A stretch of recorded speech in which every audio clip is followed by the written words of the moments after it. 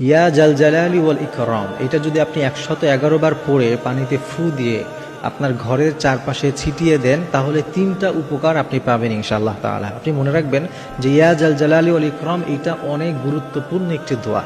এই দোয়াটিতে আল্লাহ তাআলা অনেক ফজিলত রেখেছেন, অনেক কিছু এই দোয়ার মধ্যে আল্লাহ তাআলা রেখেছেন। এজন্য আপনি এই দোয়ার আমল সবসময় করবেন। বিশেষ করে আপনাকে আমি একটা পদ্ধতি বলে দিব, এটাতে করলে আপনি 3টা উপকার পাবেন। আপনি ইয়া জাল জালাল ওয়াল ইকরাম 111 বার পড়ে একটা পাত্রের মধ্যে পানি নেবেন, ওই পাত্রে আপনি ফু দিবেন 111 বার পড়ার পরে। আগে পিছে অবশ্যই দুরূদ শরীফ পড়বেন।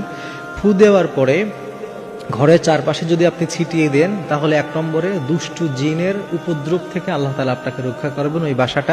ওই বাসায় যত সদস্য থাকে তারা রক্ষা পাবে। যদি আপনি বাসার চারপাশে আপনার যতগুলো ঘর আছে ঘরে ছিটিয়ে দিলেন, বাসার চারপাশে ছিটিয়ে দিলেন, দুষ্টু জিনের উপদ্রব থেকে আপনি বাঁচবেন। 2 নম্বরে বিভিন্ন রকমের বিপদ আপদ থেকে আল্লাহ তাআলা আপনাকে রক্ষা করবেন। এবং 3 নম্বরে সংসারের যত অশান্তি আছে এগুলো থেকে আল্লাহ তাআলা আপনাকে দূরে রাখবেন, যদি আপনি এটার আমল করতে পারেন। অনেক সময় দেখবেন বাসা বাড়িতে বাচ্চারা আছে যারা খাবার খেতে চায় না, রাতের বেলা ঘুমোতে গেলে কান্নাকাটি করে। অনেক সময় আপনার নিজেও রাতে ঘুমোতে যাচ্ছেন, একটা অশান্তি বিরাজ করছে, বাজে স্বপ্ন দেখে ঘুম ভেঙে যায়। নানানভাবে কিন্তু দুষ্ট জিনরা আমাদেরকে বিরক্ত করে, নানানভাবে বিরক্ত করতে পারে।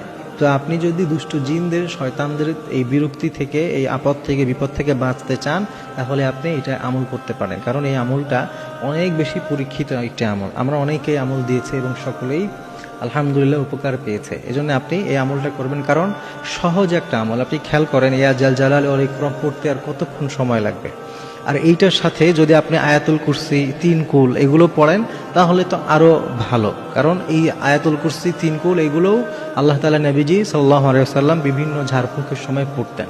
তো আপনি যদি চান এগুলোর সাথে অ্যাড করতে পারেন, কিন্তু 111 বার ইয়া জাল জালালি ওয়াল ইকরাম এটা আপনি পড়বেন। আগে পিছে দুরূদ শরীফ পড়ে এটা পরে ফু দিলেন, এরপরে আপনি চাইলে আয়াতুল কুরসি পড়ে ফু দিবেন, এরপরে 3 কুল একবার করে পড়ে ফু দিবেন। তারপরে যত কিছুই আপনি পড়েন আগে এবং পরে শেষে গিয়ে অবশ্যই 3 বার করে দুরূদ শরীফ পড়বেন।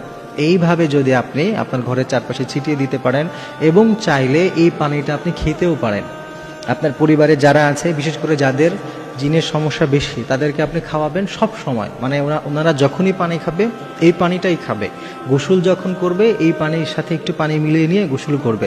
তাহলে দেখবেন শারীরিকভাবে, মানসিকভাবে সব দিক দিয়ে এবং আপনার যে বাসা বাড়িটা আছে সব দিক দিয়ে ইনশাআল্লাহ তাআলা আপনি অনেক রকমের উপকার পাবেন। আল্লাহ তাআলা আমাদেরকে আমলগুলো করার তৌফিক দিন।